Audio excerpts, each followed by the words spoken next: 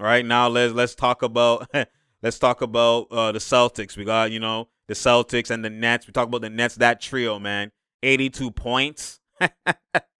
82 points for the trio, man, bro. Well, we're gonna talk about the Nets, and obviously, like, again, you're starting to see already media narratives are starting to be broken. They've been broken from time, but they're starting to be broken even more and more and more. And that's why I'm like, just watch it play out. You'll see. You'll see. It's funny, man. It's hilarious and it's laughable. It's actually laughable. But you already know game one was with the Nets, and you started to see what you started to see, and obviously they had some struggles, right? But we'll talk about all of that. But at the end of the day, that trio is a different trio than you ever seen. You know what I mean? Don't bring up all this other history and all this team is rare to a team. The history don't apply to a team that isn't like the other teams historically. Like, why are you trying to apply other, like, it's context, man. You have to adjust your thinking and what's at hand. Look at what's at hand, and if it's comparable to other things, now history and all this stuff can matter. But you have to look what you're gauging. You can't just, people say things out of context. People use examples in history out of context, like, to kind of know. And then when it's in context to use, they don't use it because, again, it's about personal biases, obviously, right? So, we'll go into all of that. And at the end of the day, is the main thing. And that's what people aren't accounting for. They're not really looking at. And there's reasons for why they have, they rate what they rate, and there's hidden agenda. All of that stuff matters, man. But we're going to go into that context because I give you that context. Let's go straight right into it, man. So basically, let's look at it. Let's actually analyze it real quick. Obviously, the reason why we're not doing a lot of breakdowns because, there's a plethora of games that happen over the weekend, and doing breakdowns take minimum, like, 12 to 14 plus hours, right? So, me doing that, that's why sometimes you see it come out in the night and stuff like that. It takes a whole long to do breakdowns, right? So there's so much games to talk about it because 8 games happen, right? I can't be doing a lot of breakdowns during the week. More so, we'll be doing breakdowns because, again, it's gonna be like 2 or 3 games. Maybe one game is gonna be broken down, on a daily basis. So it makes more sense. But the weekends where there's 8 games and then I'm doing a video Monday, it's hard to. That's more so what we'll do the talking, right? And we'll play it by ear, but obviously it's still basically a breakdown because I go in depth with it, right? I'm not like the other mans that just do overall talks. I go in depth with it and analyze things, right? So let's go right into it. So again, before we even talk about the trio, right? Let's talk about. Actually, no, we're going to talk about the trio. We're going to talk about how this game started, right? The game started with, there was a lot of, not necessarily fully nerves, but it is, if you want to sum it up, to nerves. Because, again, like I've said, all of a sudden you went from 1,500 fans to, boom, 15,000 fans, right? So when you get inserted and you get hit with a jolt of energy like that you haven't been accustomed to for how long? You went a year and plus, right? You went so long without you're not accustomed to. You're used to certain amount of energy you get and simulated noises and all of that. Now you don't have that. You have all of this jolt of energy and all of it, this crowd insertion that is just reckless all of a sudden. That boom, you just got hit with it.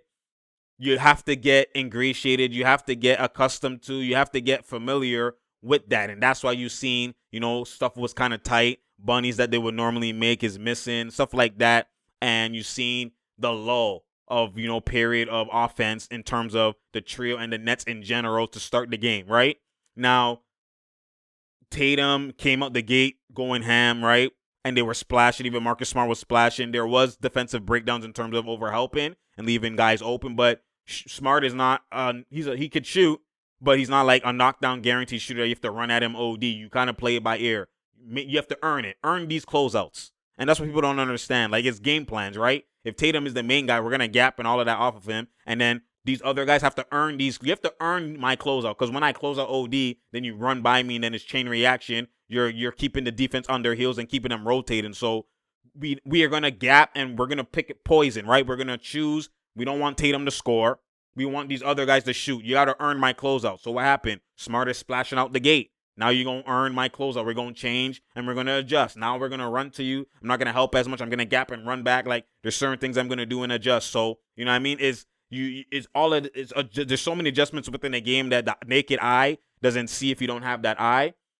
But you have to see that. So again, to start the game, that's what was happening. You seen, obviously they didn't settle in, right? But the defense from the Nets was actually solid. Tatum was hitting tough shots, and there were some mishaps here and there, but it wasn't like terrible defense that you saw sometimes at the regular season. It wasn't one of those. It actually was they were making tough shots, right?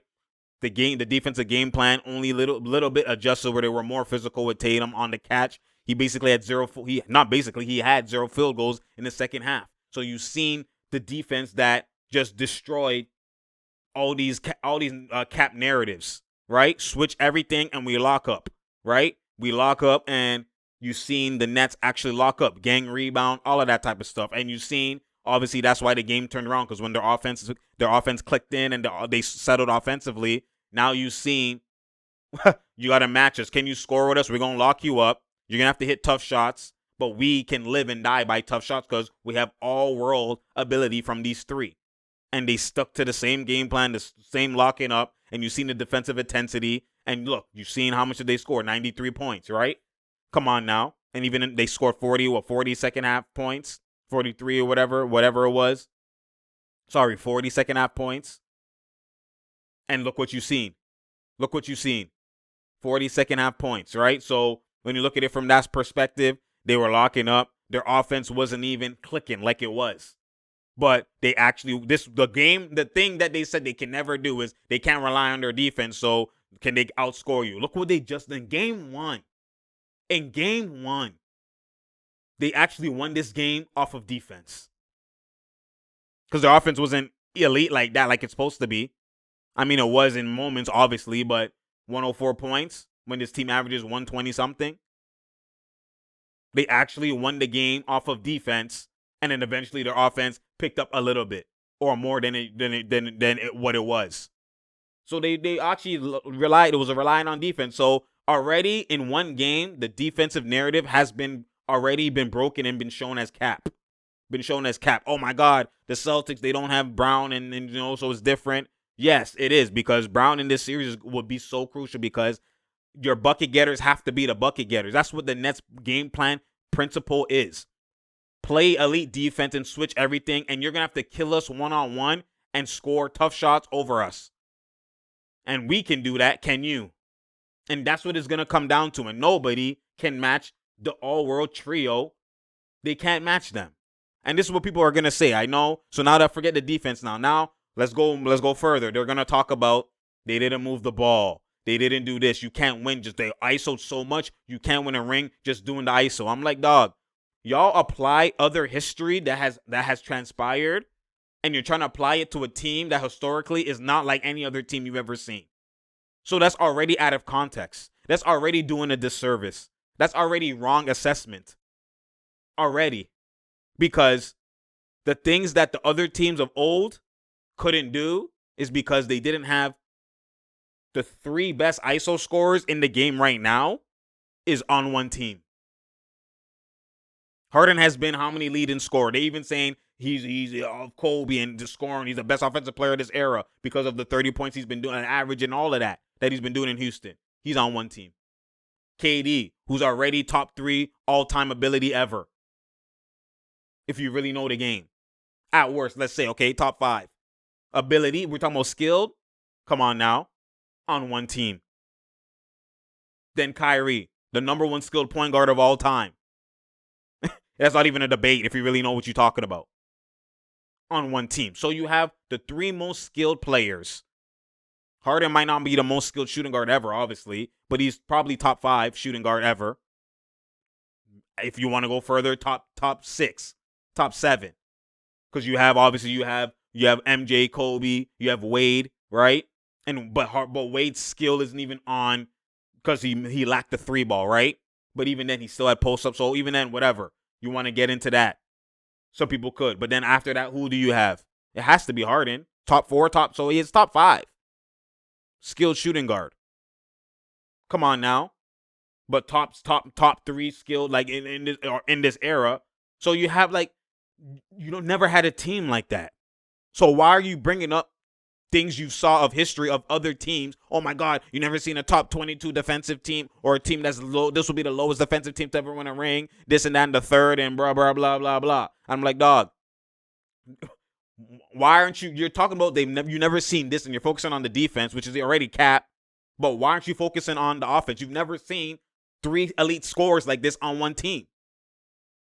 So they're not going to follow the regular trajectory and the regular context of all these other teams. You know what I'm saying? Like, come on now. And even Steph and Clay with KD, they weren't elite one-on-one ISO ability, no screen. They're not even close to Kyrie and Harden.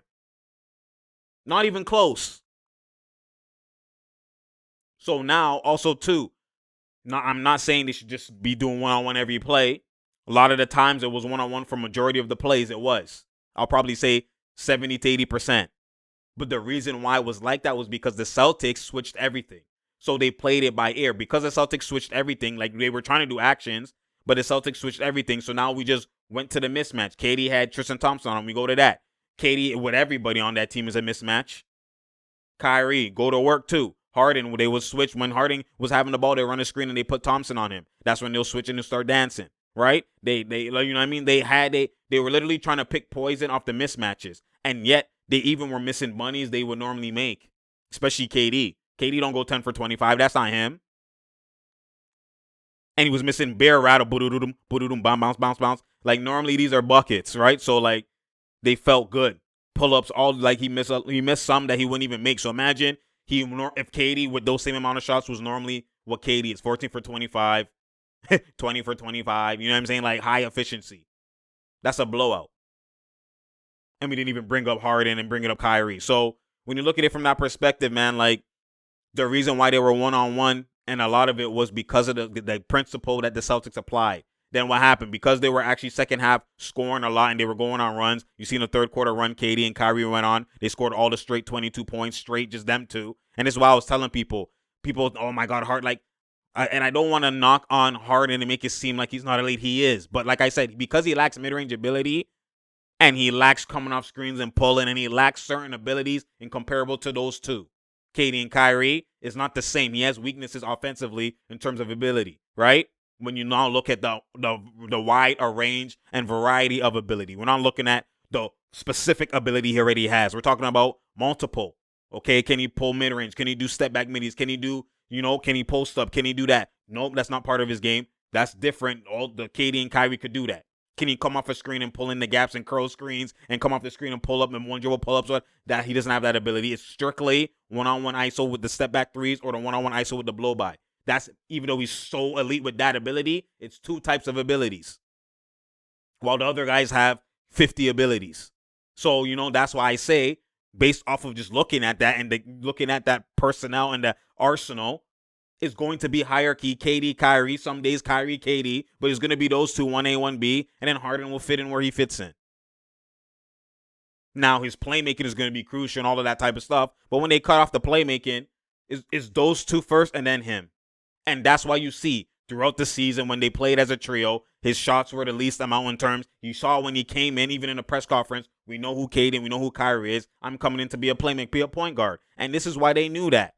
So the media telling you that Harden's the most important player or Harden is this or Harden, like them telling you that, obviously they're going to look at it in terms of they lost when they were together and whatever. We get that.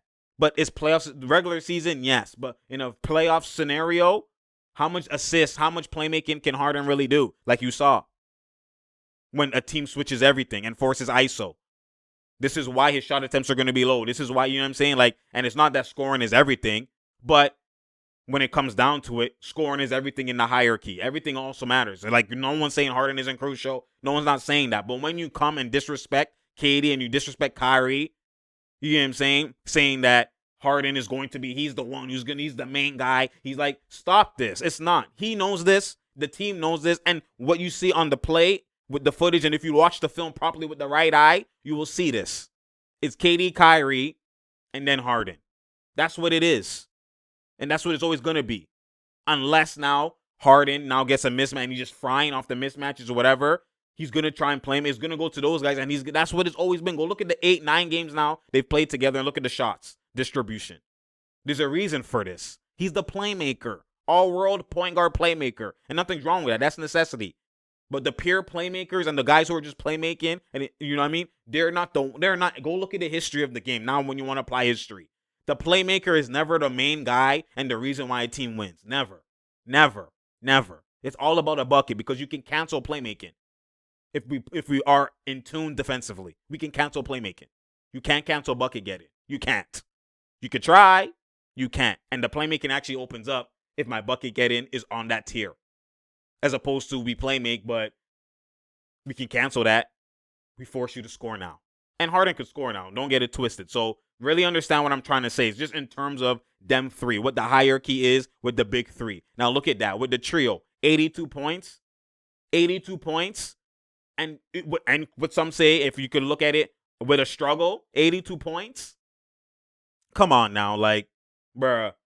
That's why Harden said scary hours. This was, if you really had the eyes and you really knew what it was, this was foreseen. This was what, you could see this. This was very predictable. I already knew that. Like, come on now. If you really have the IQ for the game, you would know that this was something that was supposed to happen. This was something that you could foresee happening from just looking at the footage, just from knowing these three combined gonna be together. Now you apply Joe Harris, Landry. They didn't even go into that curling off the screen bag. They tried at times, but they switched everything. So go to those ISO guys. Every man, like there's 3 mismatches. Come on now, man. The fact that they won a game on bare ISOs, what does that tell you? Not every team's gonna play it like. Not every team's gonna switch everything. Some teams are gonna try. Now that's what you saw near the end. Now what did they do? Double Harden. No, he's just blowing by and drawing foul OD. Because that's another component that you want to add. Now we got to double him. Boom, pass. Now Jeff Green hits in the corner. The role players will get it when it's time. Because based off those guys. If you don't switch everything, they'll get it OD. But if you switch everything, no role players, go y'all spot up. Let us go to work. And that's what you saw. So the fact that they're able to do that just tells you, like, and they even struggle. They weren't even in their normal bag. Like, when KD and Kyrie miss, it's not because of you. It's because they just missed. I shot it back. It's on them. But can you really, how much mistakes are they going to make with their own individual shooting? Not much.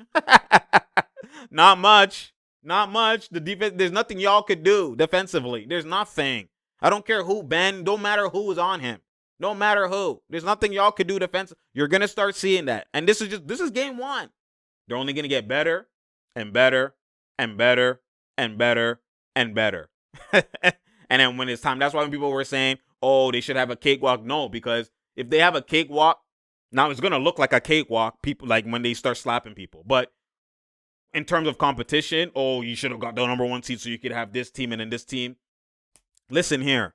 I'd rather them have, like, the Celtics were actually perfect match for a hard-fought series if Brown was there, because they could individually get buckets. And that's what the Nets are forcing you to shot create. And they have 3 shot creators like that, right?